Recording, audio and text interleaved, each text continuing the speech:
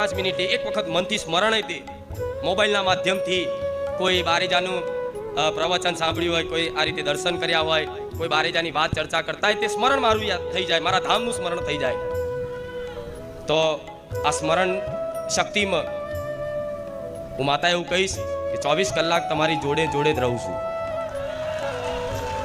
ખાલી બસ ફરક એટલો છે, ખાલી હું માતા તમારી આ બે નરી આંખોથી દેખાતી નથી.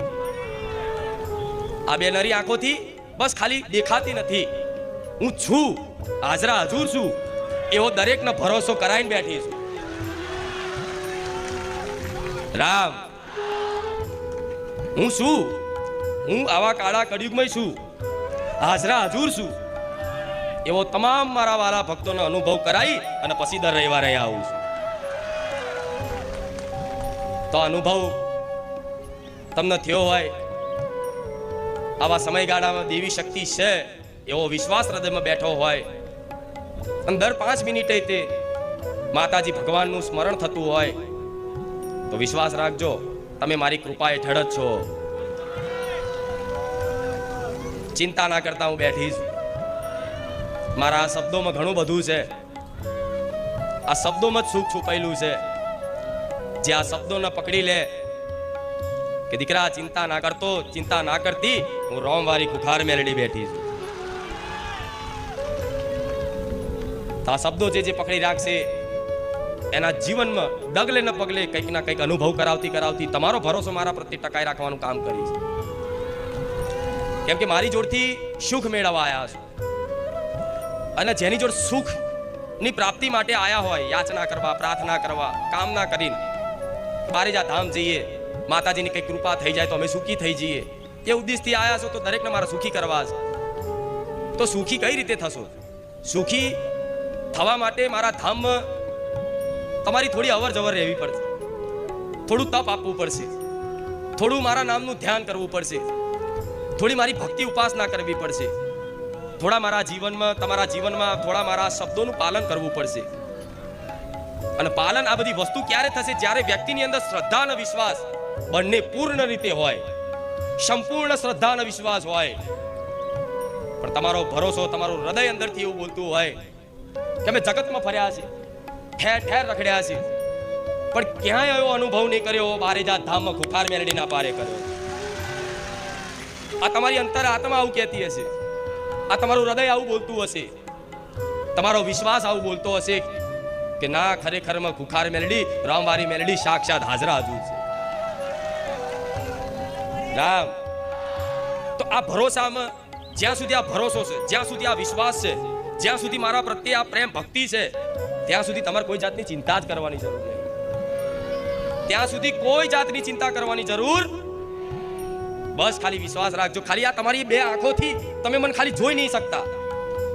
ખાલી જોશો તો આ ચુંદડીના રૂપમાં જોશો, મારા દીકરાના રૂપમાં જોશો, આ ફોટા પ્રતીકના રૂપમાં જોશો, પણ ના, તમારો એવો ભરોસો બોલે છે કે આ ફોટા નથી, આ ફોટામાં સાક્ષાત મેરડીમાં બહુચરમાં બોલે છે. આ ચુંદડીમાં કોઈ વ્યક્તિ નથી, તમારો એવો ભરોસો, અનુભવ એવો બોલે છે કે સાક્ષાત બહુચર મેરડી, સાક્ષાત જીભે વસેલી માતા છે. તો મારા ભક્તો માટે હું સાક્ષાત છું, તમારા માટે હું સાક્ષાત છું. હું દુનિયા માટે સાક્ષાત હોવ ના હોવ મને એનાથી કોઈ ફરક નહીં, પણ તમારા માટે તમારો ભરોસો, તમારો એવો અનુભવ બોલે છે કે ખુખાર મેલડી સાક્ષાત હાજરા હજુર બેઠી છે. તો આ ભરોસાથી જ બધું આખું જીવનનું એક કહેવાય ને, આ ભવ સાગર પાર થઈ જશે. આ જીવનને આ ભવ સાગર પાર થઈ જશે. જે છે આ ભરોસાની વસ્તુ છે. અને ભરોસો તમે કર્યો છે, તમે, તમારી મહાનતા છે મારા ભક્તોની. તમે બારેજા ધામ આવો છો તો મારા નામના જયકારા કરે છે, પણ આજ હું માતા મારા ભક્તોના નામના જયકારક, મારા ભક્તોની જય હો. રામ, દર વખતે દરરોજ મારા લાખો ભાવિક ભક્તો મારા રામ નામના જયકારા કરે છે, મારી માતાના નામના જયકારા જોરથી એવા બોલે છે કે આખા બારેજામાં એ જયકારાનો અવાજ ગુંજે. તો આજ હું માતા મારા ભક્તોનો જયકારો કરું છું, મારા ભક્તોની, બારેજા ધામ આવનારા તમામ ભક્તોની. રામ, તમારો આ પ્રેમ, આ તમારી ભક્તિ, આ મારા પ્રત્યેની આ જે ભક્તિને ભાવ જાગ્યો છે ને, એ અલૌકિક છે. કેમ કે બધાને દેવી શક્તિ માતા ભગવાન ઉપર ભરોસો એકદમ થતો નહીં. દુનિયા તો એના પારખા કરવામાં આખી જિંદગી કાઢી નાખે, પણ માતા હાથમાં આવે, માતાનું કોઈ પ્રમાણ મળે કે માતાજી હોય તો મને કંઈક પ્રમાણ આલે, ભગવાન હોય તો કંઈક પ્રમાણ આલે, તો હું માનું. તો ભગવાન માતાજી શું આ નરી આંખો દેખાશે? ના દેખાય. શું ભગવાન માતાજી આ બુદ્ધિથી એને ઓળખી શકશો? આ મનથી એને ઓળખી શકશો? કેમ કે મન બુદ્ધિ આ શરીર બનાવનારો મારો ભગવાન છે, મારા જેવી માતા છે. એ બુદ્ધિ આપનારો મારા જેવી માતા છે. તો એ બુદ્ધિથી મને માતા સુધી પહોંચી શકો ખરા? ત્યાં તો એકદમ ગાંડા જેવું થઈ જવું પડે, એકદમ બુદ્ધિ વગરના થઈ જવું પડે કે મારી તારા પારે આવ્યો છું, હું બુદ્ધિ વગરનો એકદમ ડફો ઠોઠ છું. ભલે પછી દુનિયા માટે, સંસાર માટે તમે બહુ હોશિયાર ને બહુ ચતુર હોવ, પણ મારા પારે આવો, કોઈ પણ દેવી શક્તિ ભગવાનના પારે જાઓ, એકદમ બુદ્ધિ વગરના થઈ જવાનું. કે કોઈ જાતની મારી બુદ્ધિ નથી, આ થોડી ઘણી છે એમાં તારી કૃપાથી છે. સાચું ખોટું? કેમ કે તમારું આ મગજ છે, મગજની અંદર આ બુદ્ધિ છે, આ મન છે, એ કઈ ઘડીએ કયો તાર તૂટી જાય વ્યક્તિ ખબર નહીં, પાગલ થઈ જાય.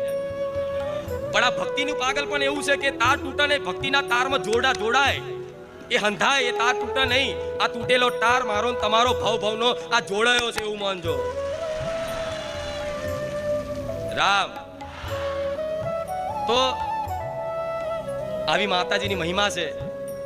તો આ મહિમાને રોજ સાંભળી, હૃદયમાં વિશ્વાસ રાખી અને ધીરજ રાખજો થોડી. તમારા હિત માટે જ બેઠીશ, તમારા ભલા માટે જ બેઠીશ. તમારે દુનિયા એમ કે માતા હોય તો તમારે કહી દે ખાસ છે.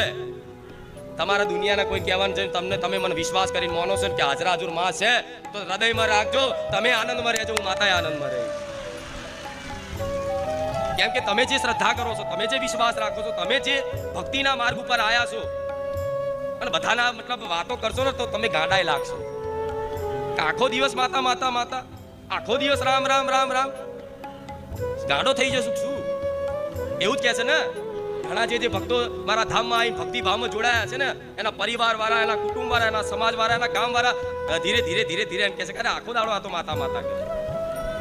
પણ એ બાજુ જોતા આ ભક્તિનું ગાઢપણ આવે ને, એ મારી કૃપા છે. ભક્તિનું આ ગાઢપણ આવે ને, એ મારી કૃપા છે. કે બસ માની એક વખત ભક્તિનો રંગ ચઢે ને વ્યક્તિને, એટલે આખો દિવસ એના બસ માના જ ગુણગાન હોય. આખો દિવસ 24 કલાક ઊંઘત હોય ને ઉઠત હોય ને, જો હરફ હરફ ગમે તે હારી જગ્યાએ ખોટી જગ્યાએ જો જાય તો એના મગજમાં એક જ ચિંતન થતું હોય, માતા માતાના. જો આ ચિંતન થતું હશે ને તો તમે મારા બની ગયા છો. અને જ્યાં સુધી આ મન તમારું બસ માતાજી ભગવાનમાં રમી ના જાય, ત્યાં સુધી આ જીવનમાં કશું તમે સુખ પ્રાપ્ત કરી શકવાના. આ વાતનો વિશ્વાસ રાખજો. સાચું સુખ ભક્તિમત છે. સાચું જીવનમાં સુખ, શાંતિ અને આનંદ એ એકમાત્ર ભક્તિમત છે.